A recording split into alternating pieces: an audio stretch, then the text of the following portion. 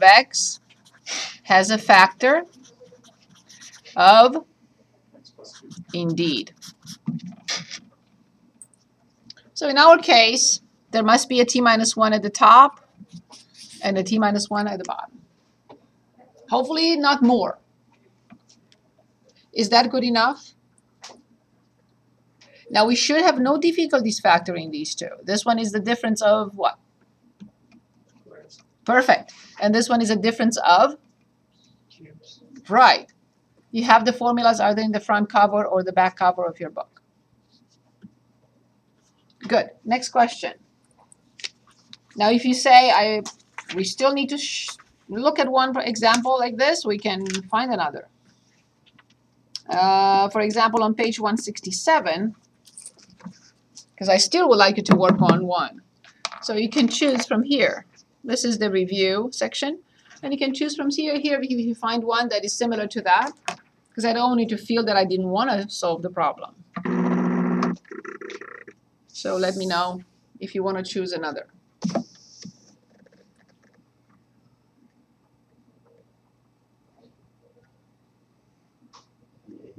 Which one? Okay, that's fine. Let's do 8. So in 8 we have, so this is problem 8 on page 167. And we have limit as t approaches 2 from t squared minus 4 divided by t cubed minus 8. Perfect. I'm given a limit. How do I start? How do I determine this? How do I, yes, any questions? So what do I need to do here? Yes, first I plug it in and I realize that this is 0 over 0 because 4 minus 4 and 8 minus 8. Agreed? Good. So then I'm hoping that I will be able eventually to remove a factor of what from the top and a factor of what from the bottom. Right. So this is in the back of my mind already. So I know what to expect. There must be a factor, but at least one. If there is more than 1 t minus 2, well, I don't know what's going to happen. But at least one. Okay. How do I factor the top? That's a difference of squares. Perfect. So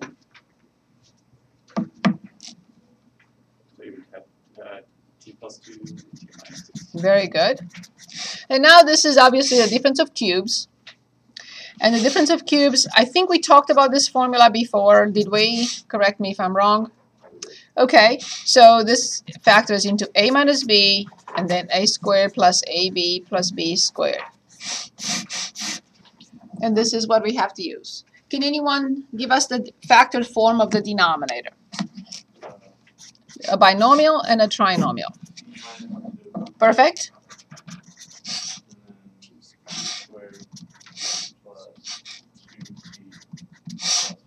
Awesome. Do we all agree with t squared plus 2t plus 4? Okay, excellent. So obviously I see already that t minus 2 will go away. And now, and only now, I can drop the limit operator because I'm applying it. So then what is left at the top? When I apply the limit operator, what do I have at the top? Very good. And at the bottom?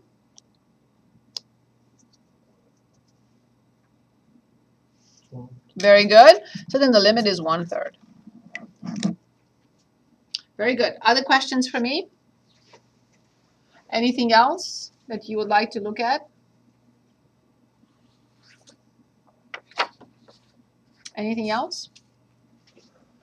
In that case, I would like to go back to the epsilon delta definition of the limit because we have not seen any examples yet, just one numerical example. Any questions about this? Are we okay? Okay, so let's go back to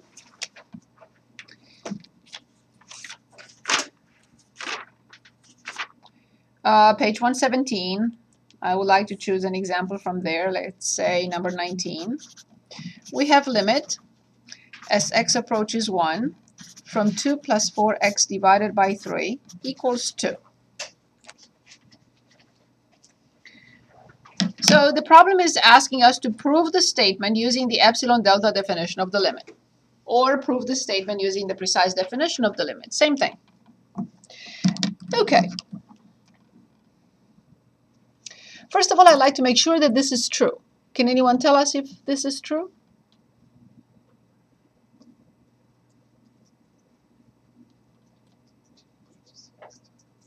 Yes. It is. Very good. So now I have to write the double equivalency symbol, which means from the limit, I can conclude what follows. And from what follows in a moment, I can conclude the limit. I have to show both ways. I have to start from the left, from your left, go to the right, and then from right, go back to left. And you'll see what we have to do. I have to write the definition. I don't recommend that long definition unless you want to. You can write it. I recommend the condensed one. For every epsilon positive, there exists a delta positive such that, one more time, for every epsilon positive, I will be able to find, or there exists, a corresponding delta positive such that every time I pick x close to which number? A. Yes, which in our case is? Yeah, exactly. Awesome. So every time I pick x close to 1, in other words, not further away than delta distance, what will happen? The corresponding f of x, what is the f of x in our case? 2 plus 4. Very good. Divided by 3 minus, so the distance between f of x and the limit, what is the limit? 2. Very good. Will be guaranteed to be Less than epsilon. excellent. So let's say this one more time, and we'll say it again. We'll choose another example in a minute. So for every epsilon positive near the limit, I will find the corresponding delta that is also positive such that every time I pick x close to 1, so the distance between x and 1 is less than delta. And I would like Nick to continue now. Yeah. Go ahead. You're playing with your cell phone, so I have to ask you to continue. After delta. Say that again. I would like you to put your cell phone on the table here, please. Thank you. Okay, so let's say it from the beginning. For every epsilon positive, there exists a delta, corresponding delta. For each epsilon, we will find a specific delta. For one epsilon, we will find one delta. For a different epsilon, another delta, and so on and so forth. Such that, also positive, such that every time we pick x close to 1, so that the distance between x and 1 is not more than delta, not even equal to delta, less than delta. This will always imply that the f of x of this x, which is this function, the distance between f of x and the limit, this is the distance between f of x and the limit, the distance will be less than epsilon. Here's the first step. We start from here. This is our starting point. So I copy 2 plus 4x divided by 3 minus 2 in absolute value less than epsilon. Let's suppose for a moment that we have no clue of anything. I don't know anything about anything. So I'm looking at this expression, or this inequality, I should say. What do you think I would do? What is the only thing I can do here? Just common sense. What do you think? Solve for x.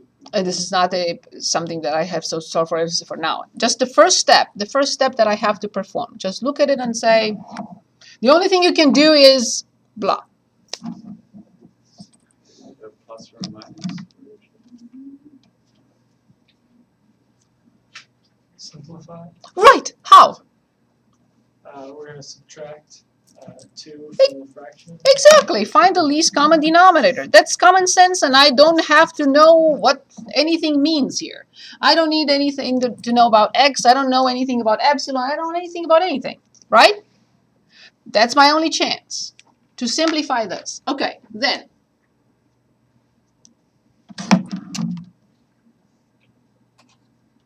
The least common denominator would be 3. Perfect. What is the adjustment for the top of 2? 6. Yeah, so it's 3. Very good. What do I have at the top?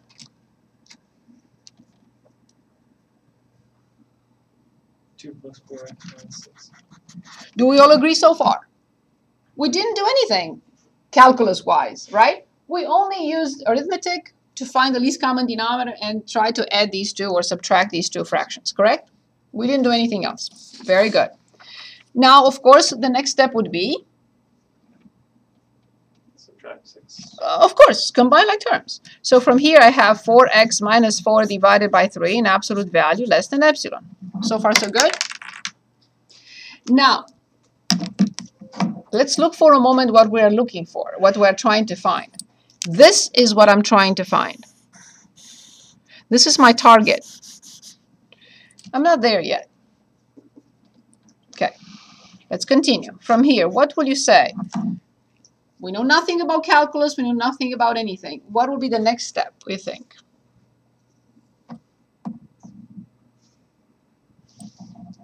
Top could be factored. Absolutely. What will I factor out? 4. What is left in parentheses? X minus 1. Very good. Less than epsilon. Perfect. Now I have to refresh your memory on a property of the absolute value. See how many factors we have here. 1, 2, 3. So here's the property of the absolute value.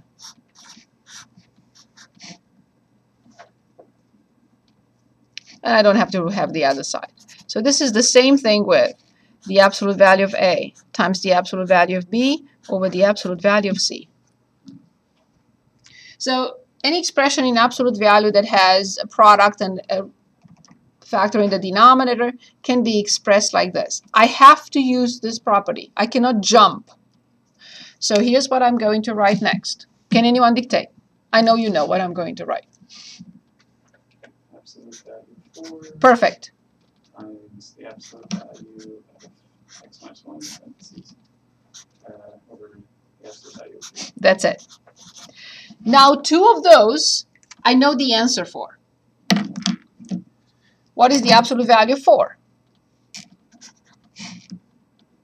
4. Good. The absolute value of x minus 1 has to stay, and the absolute value of 3 is 3, less than epsilon. Am I close?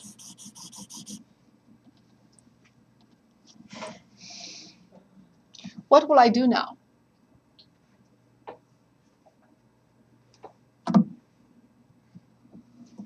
So from here, it's very clear what I'm trying to do. I'm trying to solve for the absolute value of x minus 1.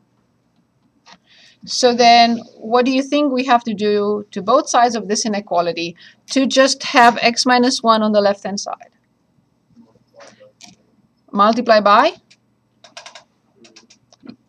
Over? Very good, awesome. So this is, multiply 4/3 times 3/4 is 1. What do I have on the right-hand side? 3 comes down. Now please compare this to this and give me delta.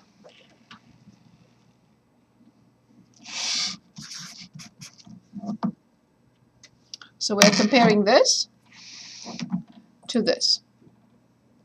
And I want you to tell me how much is delta. Delta is 3 epsilon over 4. Perfect. That's what it is. since we have to show the other side, all I want you to remember is that a double equivalency requires both sides. So I have to show this way and I have to show this way. All I would like you to write is, and that satisfies me that you understand that you have to show both ways. Here's number 2. Show that delta equals 3 epsilon over 4 works by reversing the steps from part 1. I don't want you to do anything else. This only tells me that you know that you have to show both ways and you don't have to copy these steps again. I'm fine. So what would you do? You will start here. You will multiply both sides by 4 over 3. You will say that the absolute value of 4 is the same with the absolute value of 4. You will go back here. You will distribute after you change using this property. And then here, and then you separate it and you write this, and that's good enough. But we don't have to do that. I am happy that if you just write show that delta equals 3 epsilon over 4 works by reversing the steps from part 1. So if I tell you for this problem my epsilon is 0.1, what will be delta?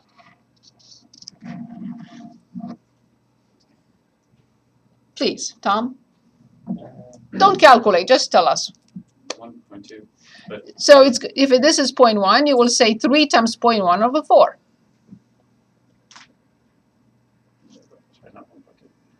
If I say epsilon is 0.01, what will you say delta would be? 3 times 0.01 over 4. What if I make epsilon even 0.0001? Will you give me a specific delta? Yes. What if I say epsilon is 0.5? Will you give me a specific corresponding delta for 0.5? And I can go on forever. Why is that? Because the limit exists. Exactly. So I can go on forever. And there is no need, because I determined that delta, as expected, depends on epsilon, and it will always be, for this function, 3 times, and this limit, 3 times epsilon over 4. Okay, let's choose one more example. Let's go on with it. Let's look at, let's say 18. Limit as x approaches -2, and this time I would like you to dictate what I would write. So first of all, let's make sure that there is no mistake. Is this true?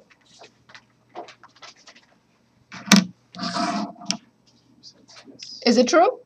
Okay, very good. So then I have to write a double equivalency, and I'm ready for you to tell me what to write. And that's good enough. I'm not interested in the infinite limits. That's all I really need. For all values, Epsilon greater than 0, positive.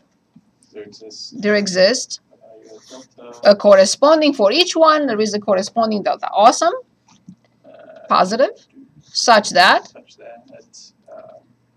the inequality is 0 less than x, absolute value of x minus right?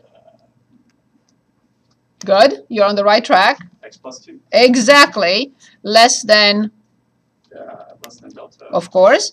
This will always imply that if I choose x close to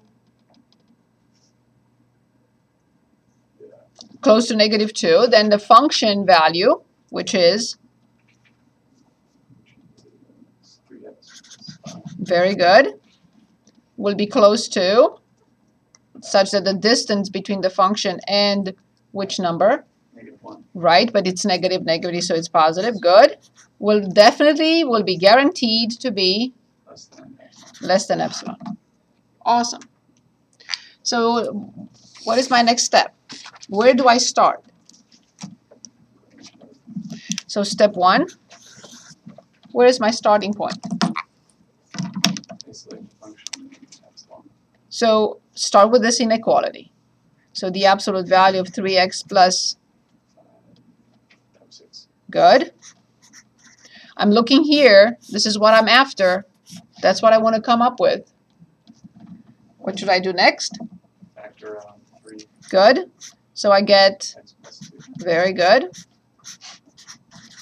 I must show the property. I cannot jump over showing the property. So what is the property telling us? This one. Absolute value 3 Yes. times absolute value x plus 2. Yes. That is less than x. Good. Which of these two is very clear? 3. Good.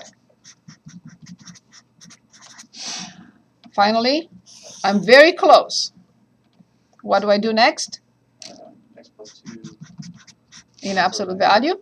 is less than epsilon over 3. Now please tell me what is delta. Delta is epsilon over 3. Good. Is that clear? This is it.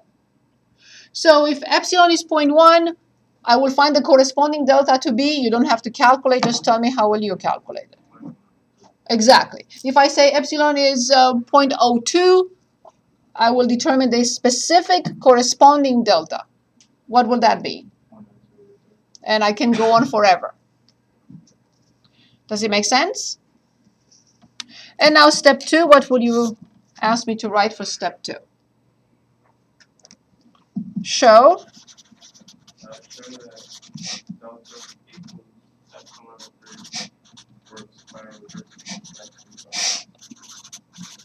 perfect. That's it. That's all I need. Show that delta equals epsilon over 3 works by reversing the steps from part 1. That's it.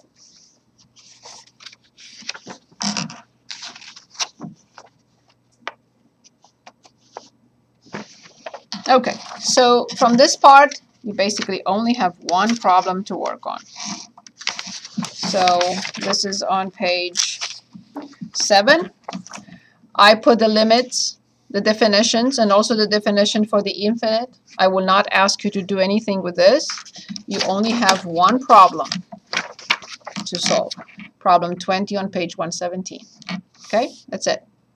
So now we are ready to start continuity. Good enough? Easy? Do you think we need another example? One more. Okay, very good. So let's do one more. So let's say, of course, there are certain functions that are more difficult. So notice that all my functions here are linear functions. Now, if you encounter a quadratic function, that would be a little bit more difficult.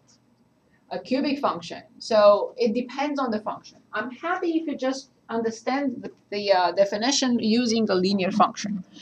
But you may encounter in your homework a quadratic function. Bring it to us on Thursday and we'll do it together. I will not test you on quadratic functions. But you may encounter one and I would like to show it to you. Okay, ready? So let's choose another one. So that's my page 4.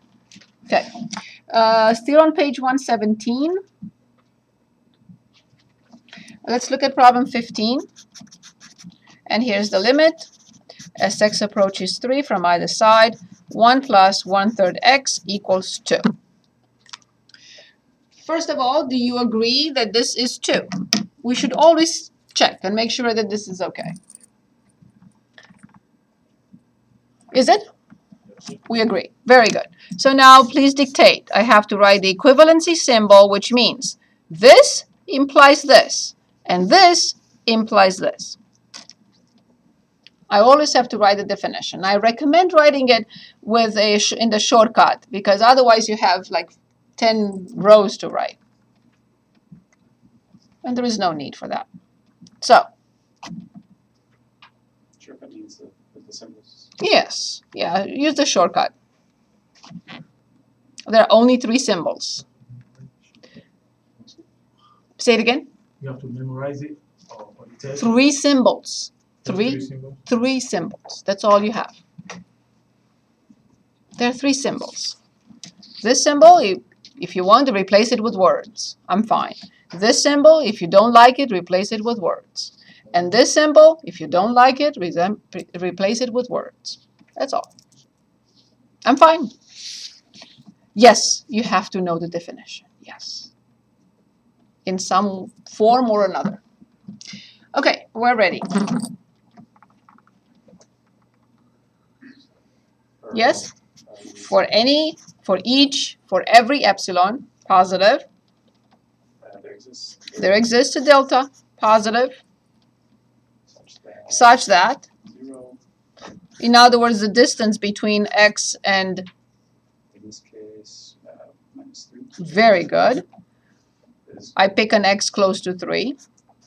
In other words, less than delta. The distance is less than delta. That's what it means. I pick x close to 3, meaning the distance between x and 3 is smaller than delta. This will always guarantee, The absolute value. yes, yes, Let's see, it's 1 plus 1/3 x minus 2 is less than that. that's it. Perfect. That's all I need. So for every epsilon, I will find a delta such that when I pick an x close to 3, f of x will be close to 2. That's all it means. And this happens for any epsilon because the limit exists. That's it. Perfect. Where do I start in step 1?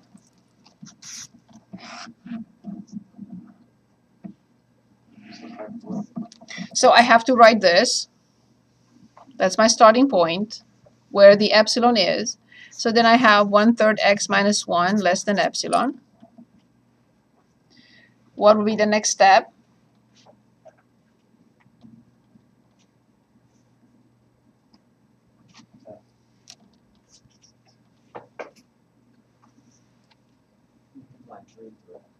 I cannot multiply, but I can find the least common denominator. I have to use that property of the absolute value. I cannot multiply across here. So I have the least common denominator, which is 3. And then the top will be, very good. Now I have to show the property. I have to go through those steps. So what does the property say?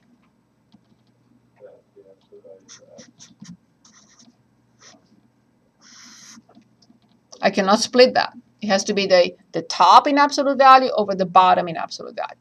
But if I had a factor, then I would have said the factor times another factor over the bottom. Awesome. Less than epsilon. One of these. Remember also what I'm after. This is what I'm after. If I make the error to split this, then I will never get what I'm looking for. So then the absolute value of x minus 3 divided by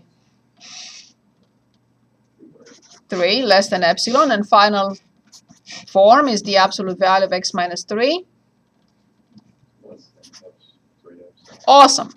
So all I want now is to identify delta, and all I need to do is just compare these two.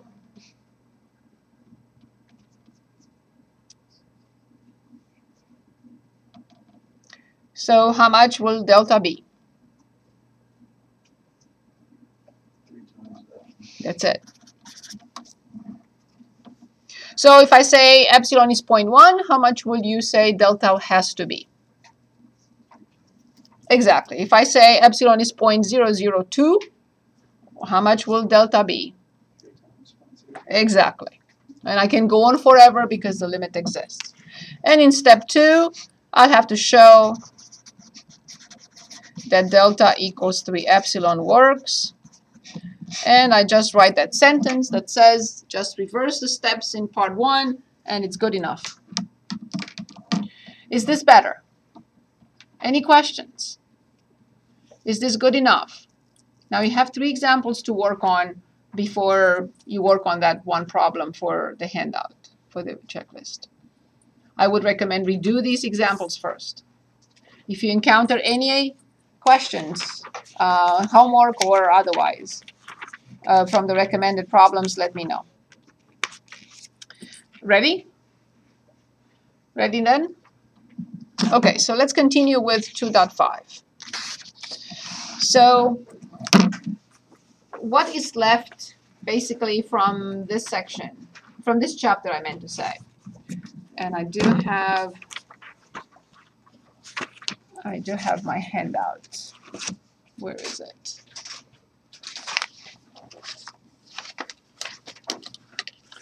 I just want you to know where we are. But I also don't want to waste your time. I thought I pulled it out, but maybe not. So we're done with 4 sections. 2.1, 2.2, 2.3. I don't want to waste your time. So we're done with 2.1 through 2.4. We're going to look at 2.5 today, hopefully 2.6 also, and 2.7 and 2.8 on Thursday. That's the plan. We'll see what we can accomplish. I can't move on unless I'm already answered. I have already answered your question. So we are right here, 2.5. Yes, please, Tom. Go ahead. How does that change the date of the first test? Oh no, it's going to be moved to next week. We're going to talk about it in class. I'm not going to come in and say today's the test. No, I can't do that. Don't worry about it. We will talk about it. We will review, but do not fall behind. Do not fall behind with the work and reviewing everything we accomplish in class, please. Okay, 2.5. Continuity. What is very important in this section is to understand what continuity at a point means. Continuity at a point.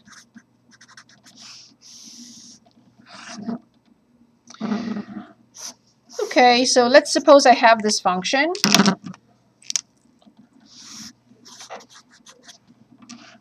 And I'm asking myself at this point, I'm going to say 2, 5. I'm going to ask myself, is f of x continuous at x equals 2? Here's the condition for continuity at the point. The limit from f of x as x approaches 2 from the left must equal limit of f of x as x approaches, help, of course, common sense, and it must equal for sure, which we have not done this before, right? We have not done this before. We said the limit of a function does not require for the function to be defined at that point. As long as both sides go to the same value, the limit exists from either side. But now, if we want the function to be continuous, the limit from the left, the limit from the right must exist, must be the same, and also equal to, exactly. This is a super important definition. This is the definition of continuity at a point. At x equals 2, the function is continuous only if these 3 conditions are fulfilled. The limits from the left and right exist and are the same, and furthermore, they equal the function value at that point. Now, before we look at types of discontinuities, I'm going to ask you to help me with this. A function is continuous on an interval if it is at every on that interval.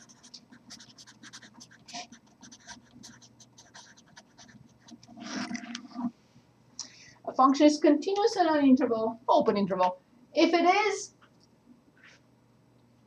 Defined. Careful. If it is at every on the interval. Of course. Exactly. A function is continuous on an open interval or an interval if it is continuous at every point on that interval. So if I go back to my drawing here, and if I say, let's say this is -1 and this is 3, is this function continuous between -1 and 3? Yes, because it is continuous at every point on this interval. So continuity on an interval means the function must be continuous at every point on that interval. Okay, good. Next step. How many types of discontinuities we have? The answer is 3. So types of discontinuities.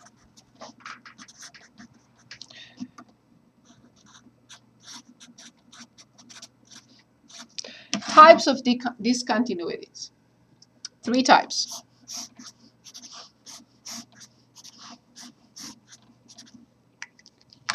Here's one type, and you will tell me what is the name. What do you think the name would be? Here's another type. And here's a third one. Obviously, they're all different. What do you think the first one is named? Discontinuity of type. Very good. Infinity. Infinite discontinuity. It's an infinite type of discontinuity. Perfect. What do you think the second one will be named? Jump. Perfect. Jump discontinuity. Well, the last one is difficult to come up with because we have a special name for it. It's called removable. It can be removed from this function, or using this function, I can create a continuous function everywhere. That's why discontinuity is removable. From this one, there is nothing I can do.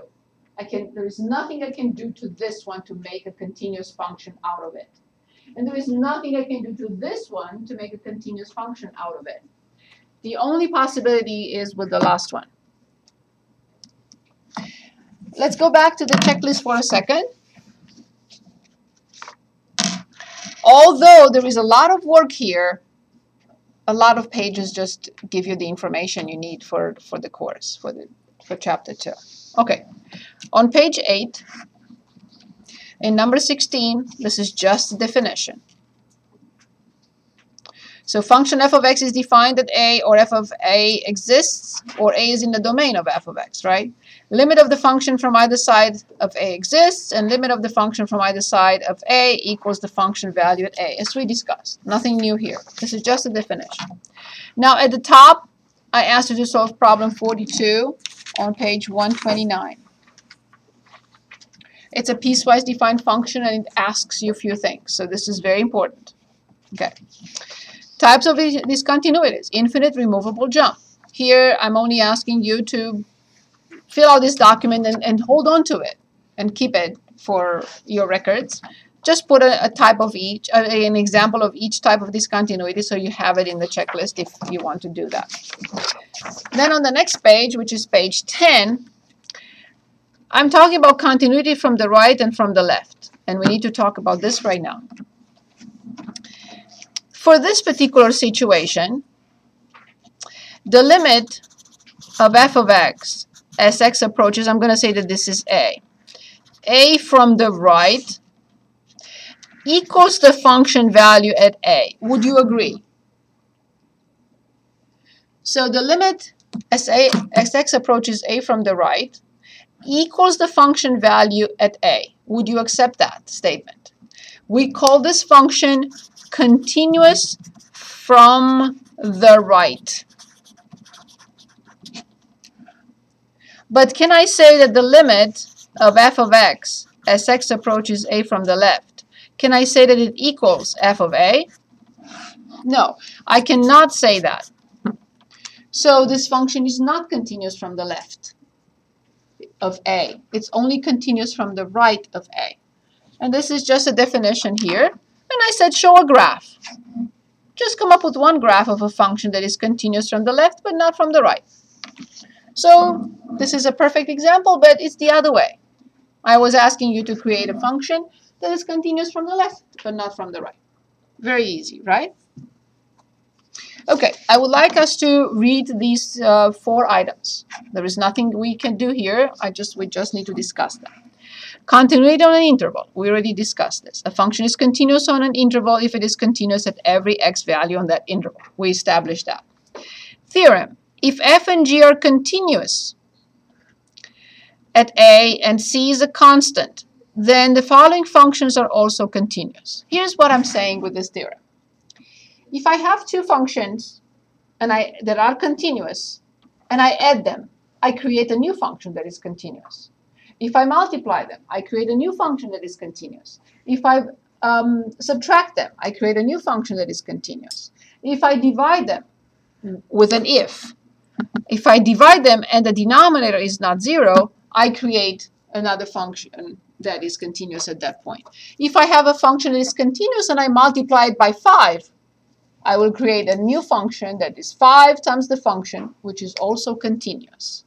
So in short, any combination of continuous functions is also continuous. That's all it says. We are going to use this theorem a lot. Any polynomial is continuous everywhere. So polynomials are very friendly. Continuous everywhere, no problems. Any rational function is continuous on its domain. For example, this is a typical example of a rational function. This is continuous on all its domain, except where it has the discontinuity. But where it has a discontinuity is not defined anyway. So I'll say this function is continuous everywhere on its domain. Okay. The following functions are continuous on their domains: polynomial, rational root, trigonometric inverse, exponential, and log. In other words, all functions are continuous on their domain from the functions that we looked at so far. Okay, we haven't talked about the inverse trig and trig functions, but we will get to that. Good. Now these 2 items, 23 and 24, I'm going to discuss them at the end of the section because I don't need them right now. They are very important for what follows next. Okay, so this is part of that. This is just to remember the concept. There are no situations here. I just want to give you an example that we already used. So, do you remember when we looked at the limit of f raised to a limit law as x approaches a? What was this equal to? This is one of the limit laws. The limit of a function raised to a power. What does this equal to?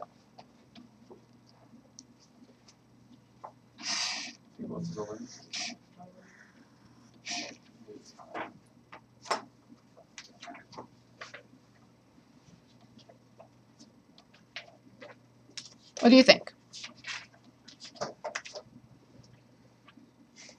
The limit of the function to the power. Exactly. So, under certain conditions, we are allowed to swap the operators. And this is exactly what this means. So, the limit of f of g, I take this operator outside and put the limit operator inside. And this is exactly what I just did with the limit law. But at that time, we didn't talk about that, right? So, although I did write it, I'm sure it's in writing. So, we swap these 2 operators. And this is what we did. I swapped these 2 operators. This was connected to f. So, I put the limit inside and I took the operator n, power n outside. Under certain conditions, this is allowed. And this is what this theorem is all about, of the swapping of the operators. Okay? Any questions? Okay, I would like to look at a problem, problem 45, on page 129. So let's read the question. I think it's one of the problems recommended. So let's read it. For what value of the constant c, constant or parameter c, is the function f continuous everywhere? Negative infinity to infinity. And we are given the function. Let's copy the function. So it's f of x and c, x squared plus 2 for x less than 2, and then x cubed minus cx for x greater than or equal to 2. At the first look, what will you say? What will you immediately know about this function?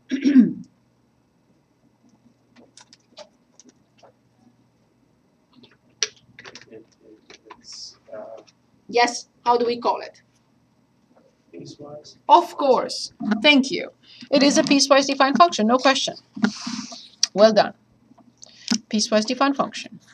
Good. Step number 1, and this is absolutely mandatory. Step number 1. Cx squared plus 2 is a, therefore, it is on this interval, negative infinity to 2. It's a polynomial. Of course, it's a polynomial. Therefore, it is, which we know, polynomials are continuous everywhere. I stated the theorem that we just read together. A polynomial function is continuous everywhere. In this case, I'm talking about this polynomial on this interval. Now, can anyone dictate step 2?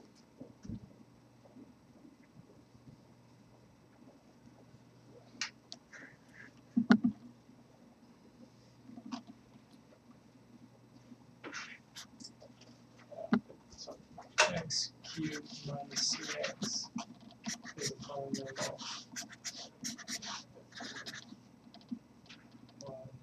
I cannot close it. Same thing. It's a polynomial, therefore continuous on the interval 2 comma infinity. And now, what do you think item 3 will be?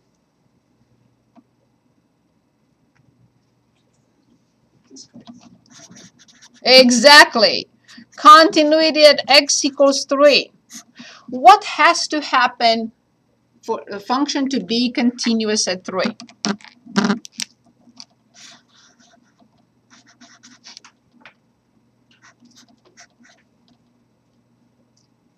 limit of x approaches 3 From which one?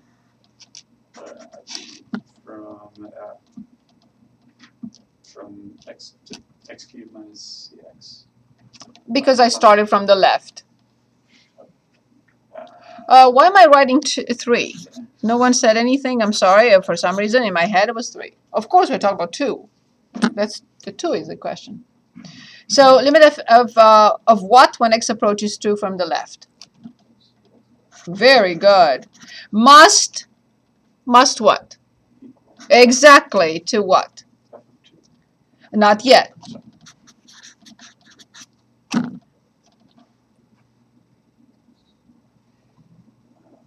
Look at the definition of continuity at the point, at the beginning of 2.5. The limit of x into right hand limit of cx squared. Oh, never mind. Of x cubed minus. Awesome. So is it clear? The limit from the left of 2 must equal the limit from the right of 2, but this time it's different function, right? From the left of 2 I have a function, from the right of 2 I have a different function, and it has to equal f of 2. Are we clear with this? Okay, very good. So now please tell me how much this is. X approaches 2 from the left. What do I get?